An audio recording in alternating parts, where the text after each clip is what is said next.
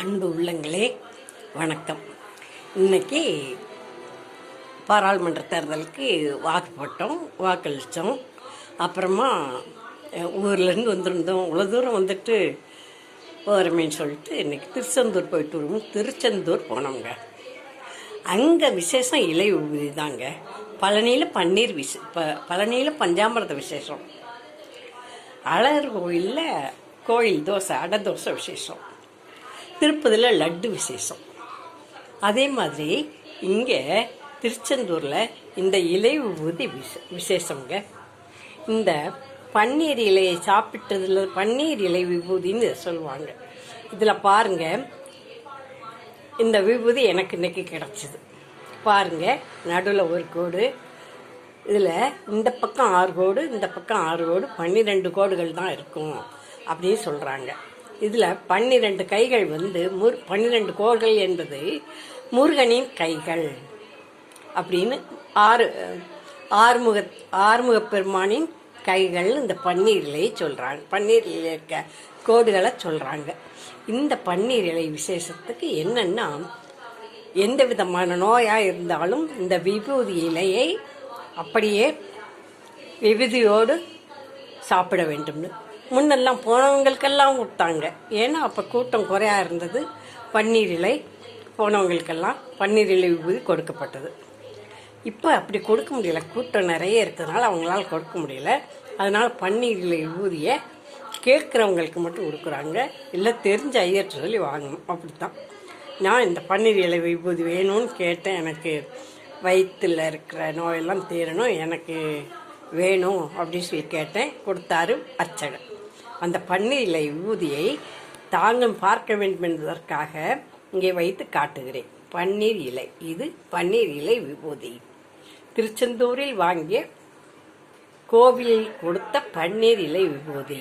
பாருங்கள், புண்ணியம் பெறுங்கள்.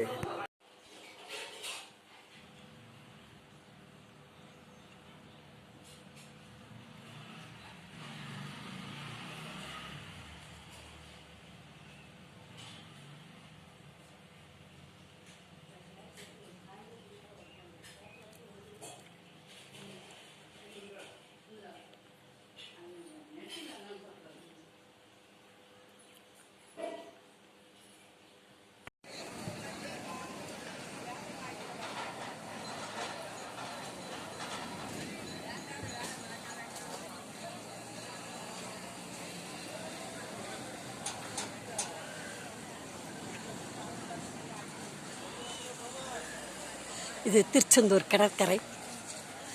உச்சிவேளை பொழுது, கால் அள்ளுகிறது.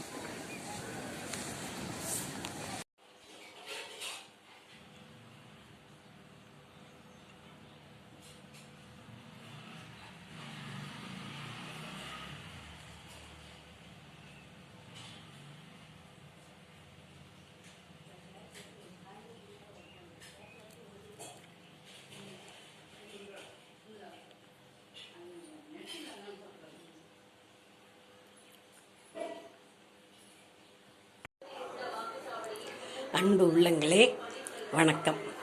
இன்னைக்கு பாராளுமன்ற தேர்தலுக்கு வாக்களித்தோம்.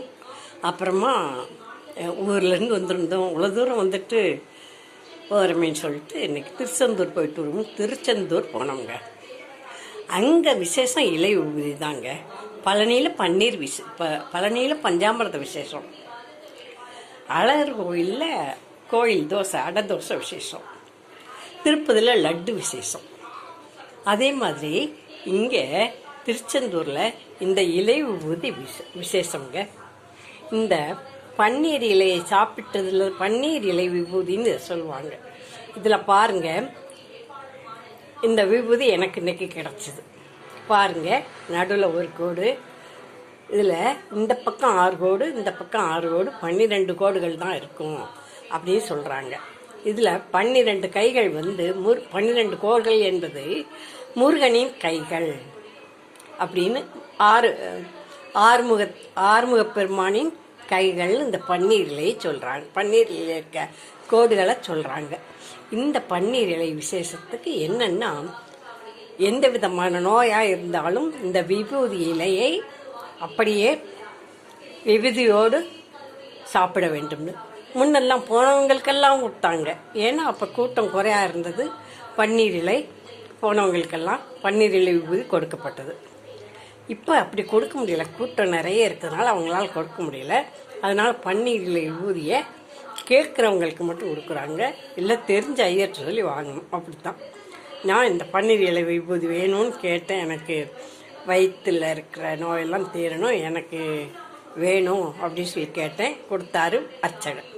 அந்த பன்னீர் இலை விபூதியை தாங்களும் பார்க்க வேண்டும் என்பதற்காக இங்கே வைத்து காட்டுகிறேன். பன்னீர் இலை, இது பன்னீர் இலை விபூதி. திருச்செந்தூரில் வாங்கிய கோவிலில் கொடுத்த பன்னீர் இலை விபூதி. பாருங்கள், புண்ணியம் பெறுங்கள்.